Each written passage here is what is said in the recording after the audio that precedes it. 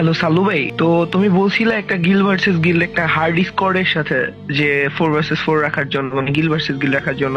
তো অনেক খোঁজাখুঁজি করার পর অনেক হার্ড একটা গিল্ডের স্কোয়াড পাইছি।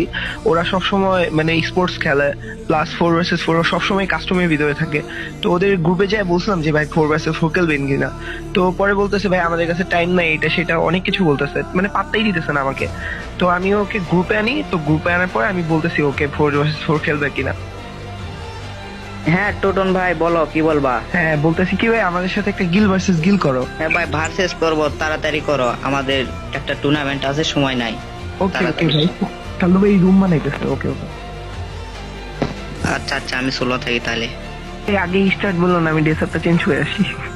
ওই যে স্টার্ট করে দিছে না, আর ভালো লাগে না।